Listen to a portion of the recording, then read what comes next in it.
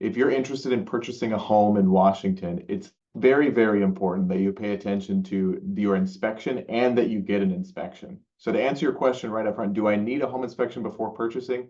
Absolutely. And we're going to talk a little bit about why it's so important and why you need to know that Washington is a buyer beware state.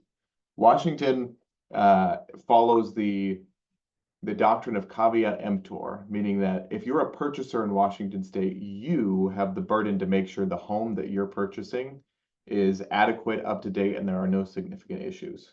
Generally, the seller is required to disclose any sort of known defects. So if the seller knows that there are problems with the home, they're required to fill out what's called a Form 17. And on that Form 17, you'll see a lot of boxes that they've checked indicating whether or not they're aware of any particular damage or problems with the home in any particular area. But in all practicality, if the seller lies on their Form 17, if they did say something completely false, it's also very, very difficult to prove that they knew about these things.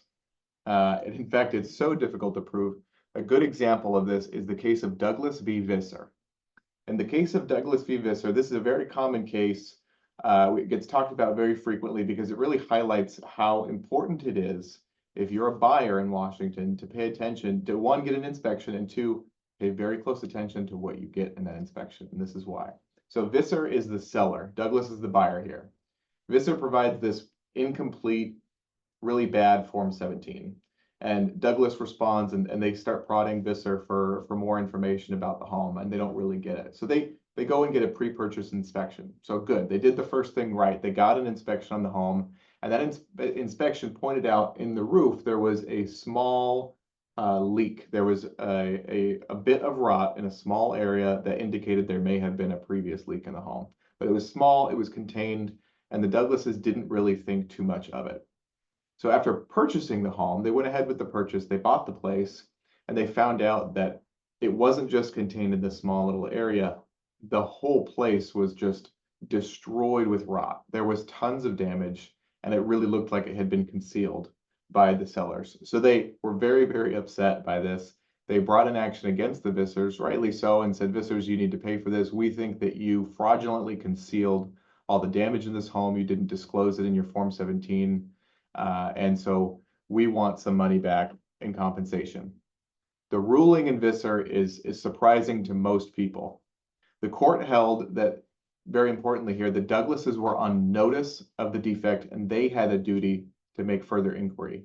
They made the argument at court. The Douglases' position was, hey, we didn't know about the whole defect. We just knew that there was like a little tiny leak mark on the roof. We knew that there might have been a previous leak, but we only knew that there was a little bit. They also showed, and the court even found, that the Vissers had intentionally concealed a lot of the damage. They put up new siding, they put up new trim, they did a lot of stuff to hide the damage. And the court still said, no, Douglases, the burden is on you. You had found a little bit of an indication that there was damage. And once that's the case, you, as the buyer, have the burden to discover the defect. You're on notice of the defect. You have to discover the rest of the defect. The court actually said, I believe the ruling was that once a buyer discovers evidence of defect, they're on notice and have a duty to make further inquiries. They cannot succeed when the extent of the defect is greater than anticipated, even when it is magnitudes greater. So in this case, it was magnitudes greater. They had evidence of a small little section of rot in the property, which turned out to be just tens of thousands of dollars worth of damage all across this house. And the court basically just said, too bad. Washington is a buyer beware state. So far too often I get calls from people who are wanting to purchase a home. I talk to people who are wanting to buy all the time. And it's not infrequent that people will want to rush into a home purchase. And they'll do things like waiving inspections. That is a big red flag. I would never advise anyone to waive a home inspection. And this is a good reason why. Even though they had a home inspection here, they still didn't get pay close enough attention to discover the defect in the home. If they didn't have a home inspection, they still would have ended up in the same result here.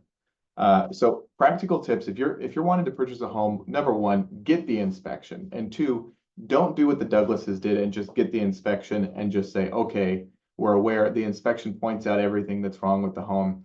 No, if you see stuff in the inspection that's concerning, you have a duty to go flush it out, go figure out what's the problem. If you see, like the Douglases do, an inspection report that says there is some water damage and there may have been a previous leak, you as the buyer have the duty to figure out how bad is that damage, when was the leak, and is it existing throughout the entire home or is it contained to that particular area? You can't just go, okay, well, we're buying a home and expect that there's going to be small water damage, it'll be easily repairable. Because when it comes back and you purchase the home and there's rot everywhere throughout the house, you're out of luck. So if the buyer provides an ambiguous Form 17, like the Visters were doing in this case, follow up and ask more questions. Follow up with them, get more information out of the purchaser, or excuse me, the seller in this case. If they're not giving you the answers that you need to follow up with them. And don't ever waive an inspection. People get far too caught up in the emotional aspect of purchasing a home. It's very exciting. You find your dream home, the place that you want to live in. Don't waive the inspections. It could be an absolute nightmare for all you know. And you really need a good inspection and to pay very close attention to what is detailed in that inspection before you go through with the purchase. I know it can be frustrating, especially when you're wanting to push forward with your home. But if you have any questions about purchasing a home or construction defect or any sort of wanting to sue your seller, problems with the home, anything like that, or anything really related to real estate law, myself or any of the attorneys at Beresford Booth would be happy to help. Thanks.